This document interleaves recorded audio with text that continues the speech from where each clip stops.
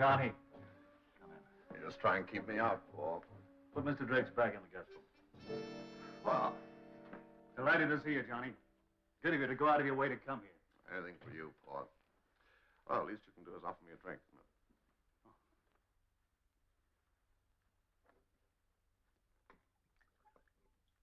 You're looking well. It comes of leading such an evil life. Yeah.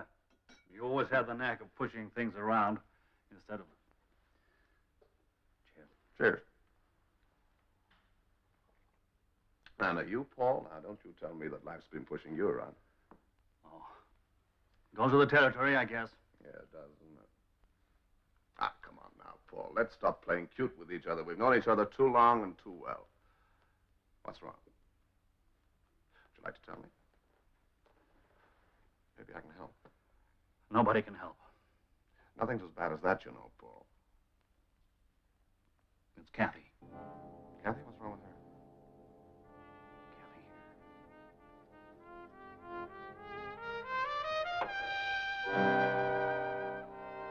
You're left alone with a little girl. You tried to be both mother and father to her. Give her love, affection, understanding. Suddenly, what happened? It's my fault. It must be my fault. Somewhere I failed her. But where? How? Paul, you mustn't blame yourself, you know. No father could have done more for a daughter. I've known Kathy since she was 10 years. Take a look at that. Narcotics?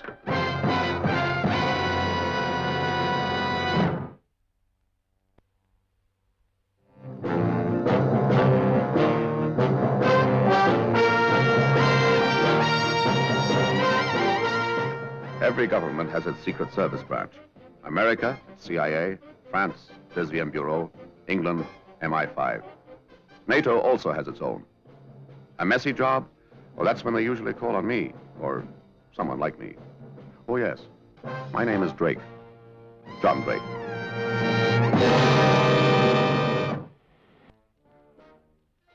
Yeah, we know her, Johnny. When we got her, she was carrying a $200 a day monkey on her back. She won't kick that very quick, if ever. I see. Ed, I'd like you to do something for me. Like what? Oh, I don't know. Just hit back at these people, somehow. Pick up pushers? Pushers are a dime a dozen. The real targets are the poppy-growing countries. They're all opium-based. Eldura's the trouble setter. Yeah, but surely their government must control the growth and sale of poppies, opium. Control it. They encourage it. Their attitude is, if you're idiot enough to buy this stuff, we'll sell it to you and thanks for the money. I've got a case here right now. We know they sell to the Mafia and the Corsican organization in Marseille. The government sells direct to mobsters. 90% of it comes into North America, into the veins of kids like Kathy. And nothing you can do about it. We knock off a shipment once in a while. We know it's a drop in the heroin ocean. We've been trying for a lot of years to get the wholesalers to buy from Eldora. No dice. Ed, you're hamstrung politically, but you know that I sometimes do things which are, let us say, just a little unorthodox. Now, if I get caught, it's entirely my lookout, but I promise you that I won't embarrass Uncle Sam. When you get to Eldora, look up this address. Sandy Lewis.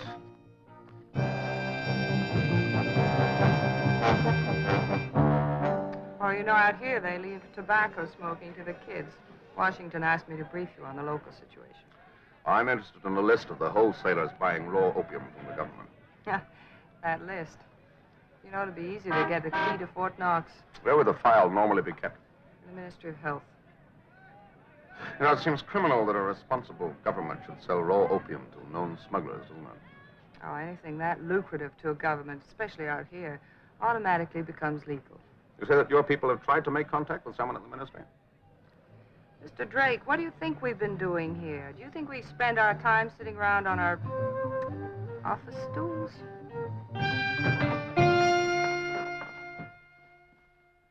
They told me to make quite sure you were comfortable, Mr. Drake. I hope this is all right. Oh, this is just fine, Miss Lewis.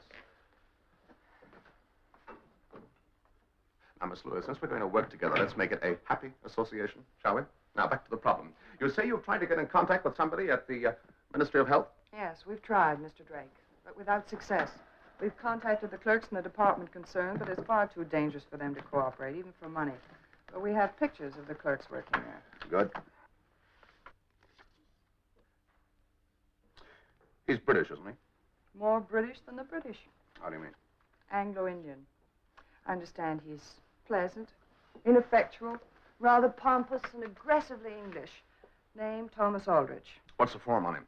Well, he's a relic of the old British colony. Stayed behind after the others had gone. Reduced to filing clerk in the ministry. Pretends to himself that he holds a very sensitive post. Face-saving. Oh. See, he's wearing an old-school tie. A what? An old-school tie. In England, it's almost a cult with a certain type of ex-private schoolman. He wears the old-school tie for the rest of his life. Do you remember the colors? I think so. It's rather nice. Nasturtium and chalk gray on a black background. I know them. Southminster, one of England's top schools. Is there a library in the town? Oh, just the old one the British left behind when they moved out. Couldn't be better. Would you be kind enough to get me out a yearbook on the English private schools? Come on, let's go over that last bit again. Who founded Southminster School? Oddly enough, Sir William Southminster. Date? 1462. And what was the name of the headmaster between 1927 and 1931? Christopher Stainton. Ah. And how's the school divided? Into 4 houses. Come in. Into 4 houses, church and old... rail mill, thank you. And rivers and school. And what are the colors of Rivers House? Blue and green.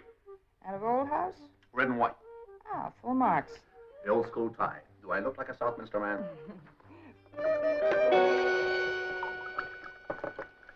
Thank you. You sure he's coming in? Certain. Hamid tells me he comes in exactly 3 minutes past 1 every day. Takes a paper from the rack, gets a cup of coffee, and goes and sits at that table in the corner. It's the same routine, year in, year out. Well, he's got 10 seconds or the routine is broken. 7, 6, 5.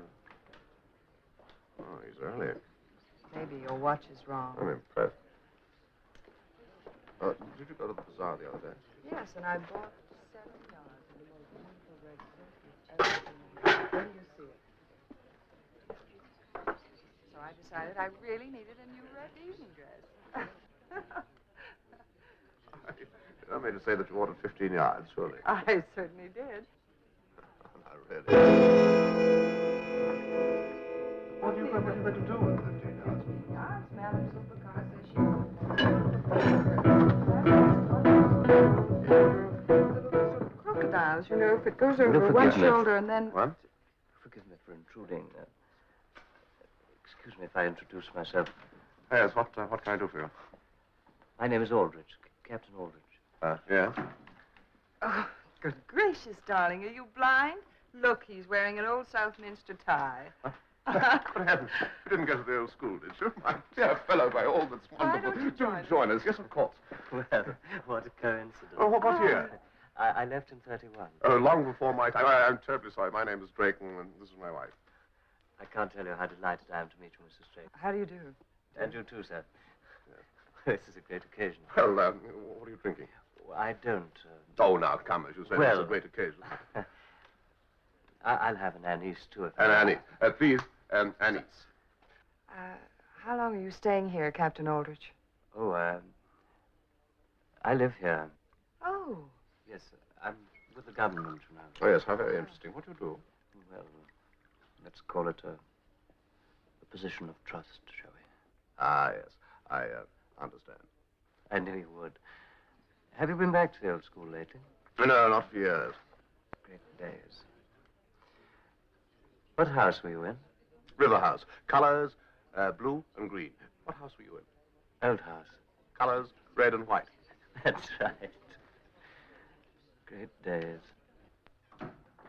Tell me, Captain Aldrich, why have you never gone back home? Well, the climate, it no longer suited my wife, you see. Sorry, After so I'm many... late, Thomas. Oh, my dear, allow me to present Mr. and Mrs. Drake, my wife.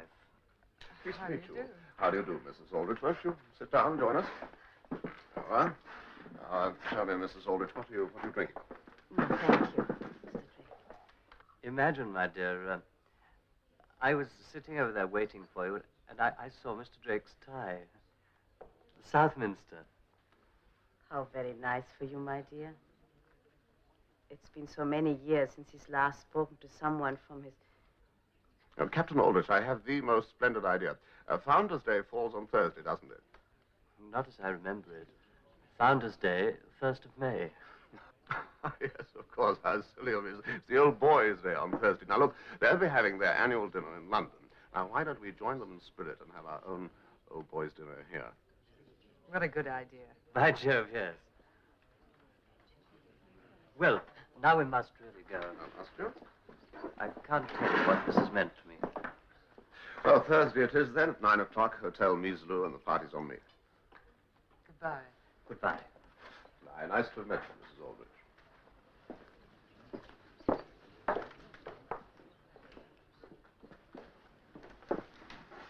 What you're going to do to that poor man doesn't bear thinking about. It's sad, isn't he? But beside that picture of Kathy, he leaves me cold. And now that our glasses are charged, Captain Aldrich, how about a little toast? Yes, a toast.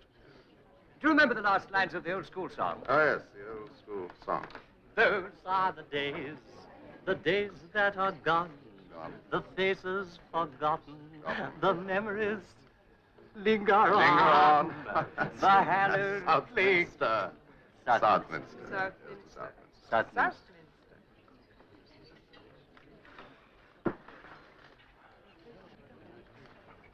I can't understand you, Captain Aldrich. A man of your spirit and initiative. You must find the Ministry of Health deathly dull. No, no, indeed I don't.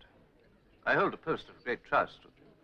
They couldn't do without us in the old days, and they can't do without us now. Why, old Farsi, the minister, hardly makes a decision without consulting me. Really? Well, if you wield that much influence, you're just the man I want to speak to. Really? Oh, yes, you see, I'm here on business, and my firm is thinking of putting in a bid for this new hospital construction. Oh, yes. Now, under the old Chums Act, you would like to tell me what the rival firms are bidding, would you? I prefer to think you're joking, old man. Well, I said under the I couldn't Chums possibly Act. tell you that. I hold a post of great trust. Well, here is my minister, Fawzi Effendi. This is a very great pleasure. Allow me to present my very good friends, Mr. and Mrs. Drake, and, of course, you know my wife. Who is he? I'm Captain Aldrich. I think he's a clerk. Yes, a clerk in agricultural files. That was very rude. Would you sit down, Captain Aldrich? No background. No background at all. Quite right. I have the most splendid idea. Why don't we all go back to my hotel and have brandies there? I think we'd find the atmosphere a little more congenial. Yes. How would you? Shall we freshen up in here, Mrs. Aldrich? While the girls are away, how about a brandy, eh, Aldrich? Now, about that contract, you know, my company, an English company, mark you, will bid lower, the ministry gets the job done cheaper, and everyone benefits all round. Any arguments against that, Aldrich? No, I suppose not. And mark you, it will be actually you who's helping the ministry. 300,000 pounds. That's the low bid.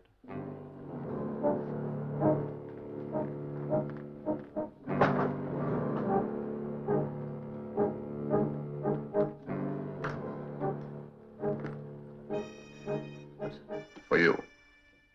No, You earned it. no. I gave you the information for different reasons. My own. But I hold a position of trust and will not be bribed. Of course not, Aldrich. No one would ask you. But think of your wife. Isn't it time you were able to do something for her? Ah, Mrs. Aldrich, your husband and I have been having a very interesting conversation. That's a little business, you know. Another Yes. brandy, Aldrich? No, thank you. You're quite sure? Ah, my dear, all ready? Now, to put the pin in the evening, I suggest that we all go off to a nightclub and have a nightcap or two, or even three. Oh, you've forgotten something, Aldrich. This way, Mrs. Aldrich.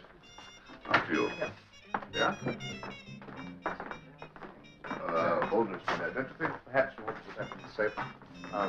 My dear chap, I'd like to pay for my share of the fun. Oh, no, nonsense. Would you put that in the safe for me, please? Thank you very much. Big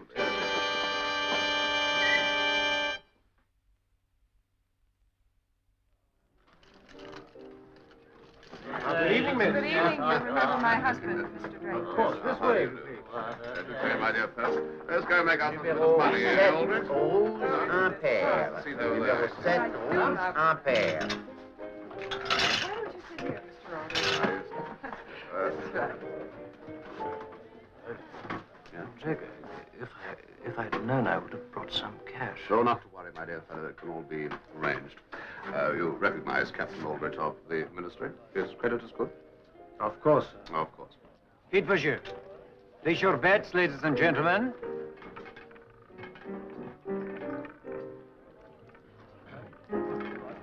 I'm sorry, sir.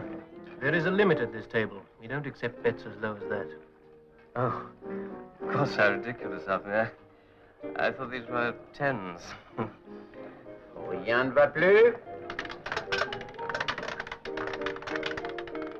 Numéro 12, rouge pair. Number 12. Congratulations, my dear fellow.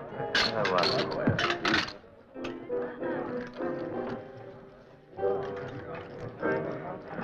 Vite, monsieur. Place your bets, ladies and gentlemen. The winning streak didn't last. It's not allowed to last in the clubs in El Dura. Poor Aldrich. He didn't need any encouragement. He was a sucker for punishment. Numéro 7, rouge passe. Rien ne peut plus. No more bets, ladies and gentlemen. Mesdames et messieurs, les jeux sont finis. Ladies and gentlemen, the play is finished for tonight. You must be tired, Mrs. Aldrich. I'll drive you home. Thank you very much. Hard luck, my dear fellow, but it was fun while it lasted. You can't win all the time, can you? You are leaving, Mr. Aldrich? Your account? 12,000. That's not possible. But you can pay? Oh, yes, of course you can pay. We have checked. Your friend is only a clerk. You're insulting. Of course I can pay it. Captain Aldrich has a considerable amount of money back to my hotel. And I suggest we go and collect it. Yes, of course, if you wish. My briefcase, please. Now, when we've settled this little matter, perhaps we can go up to my room and have another brandy, huh? That's a good idea. Good. Just to the day. Thank you very much. Now, if you'll just give me my bill, my good man. I'll soon settle. Very funny. What the devil's happened to my money? My dear chap. Fendi, it has been in the safe all the time. You see this? I'm responsible to the casino. Now, I'm trying to hold my temper. I think maybe I can hold my temper till tomorrow afternoon. If it isn't paid by then, sometimes my temper frightens even me. I don't understand what happened, my dear chap. Here, Drake. It must be the clerk. He must have stolen it. It's up. I think the best thing is we send for the police, huh? Police? Yeah. No, look, I can't do that. You see, a briefcase full of money. I'd never be able to explain Let's go up to my room and talk about it, all right? Well, somebody at the desk must have exchanged the newspapers for the money. I don't know how it happened. I'll look into it, of course, but it will take time. I'm afraid that's one thing that man won't give you. What am I going to do? Well, you could ask your friend, Mr. Fawsey of the Ministry, for a loan. No, I couldn't possibly do that. Bit sticky, isn't it? Of course, I have a friend who might be able to lend you the money. My dear chap, I couldn't possibly borrow from a stranger. Besides, how would I ever pay it back? You don't have to pay it back. You can earn it. Earn it? How? By getting me a list of the wholesalers who are buying raw opium from the government. Opium? Do you realize what you're asking me to do? Yes. You're asking me to betray... I hold a position of Now, trust, listen, and you're asking I'm me... sick of your trust and loyalty. Anybody who pays you £10 £12. a week, £12 a week can buy your loyalty. That's not true. Look, I want that list. I want the names of the men who are buying and smuggling opium. Now, look, do you see this picture? How old do you think she is? 55, 45, 30? I've known her since she was 10 years old. Today, she's only 21. Now, that is what your loyalty is helping to do. Now, Aldrich, I want that list. And I want it tomorrow.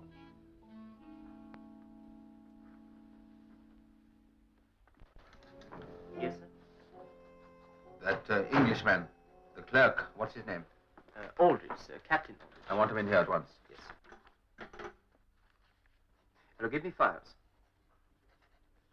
Files. Send Captain Aldrich to Mr. Fawsey's office immediately. Did you have a nice evening, sir? No, I got indigestion. Hello? gone into the private room? What's he doing in there? Get him out of there. Fetch him to the telephone immediately. I saw him last night with a stranger. Champagne, caviar. Seemed to be enjoying himself. I don't like it. He's what? He's left the building? What? Give me that telephone. Give me reception. If he is the reception, has Captain Aldrich gone through that? When? Carrying what? Send the security officer up to me at once. He's left the building, carrying a file from the private room, agricultural statistics. Don't you worry about these files, Aldrich. We'll get them back in time, and nobody will ever even know they've been touched. Strangely enough, I don't care anymore. I know what this will mean to me. And to my poor wife, of course. If they find out. But all last night after I left you, I couldn't sleep. And don't worry about your losses either. I didn't. I was thinking about the picture of that poor child you showed me. Open the door, sir. This is the police. Right. Sit down there, quick. A little more profile. A little more. Yeah, that's good. Very good. Now the smile. Very nice. Now, what can I do for you? You're all coming with me. Search your apartments. And bring the camera. The camera?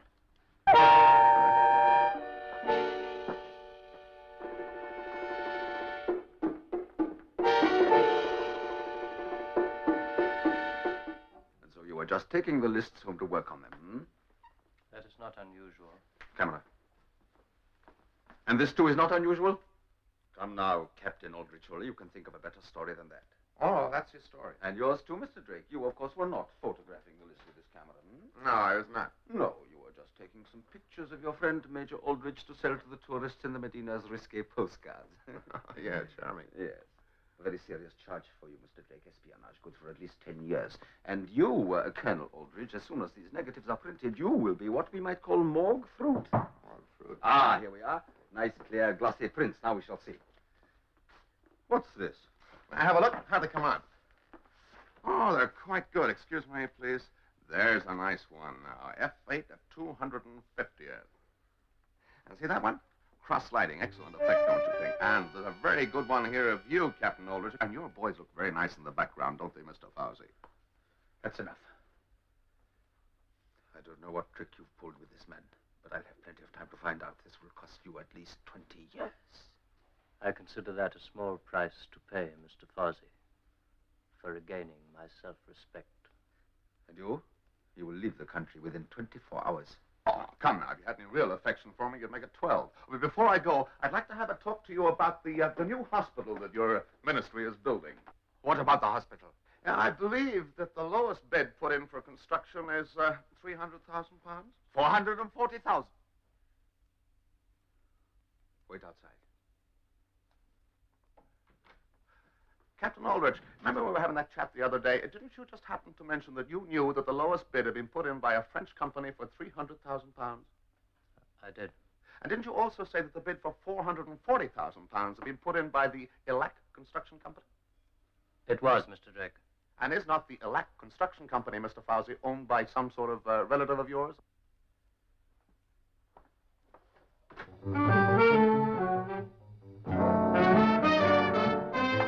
You will leave the country with him in 24 hours. It will be a pleasure, Mr. Fawzi. But I simply don't understand. You were taking pictures of the lists. They seized the camera and the negatives. What happened to the other pictures? You mustn't concern yourself with these things, Captain Aldrich. Here we are, you see. Here is the camera that contains the film of the lists.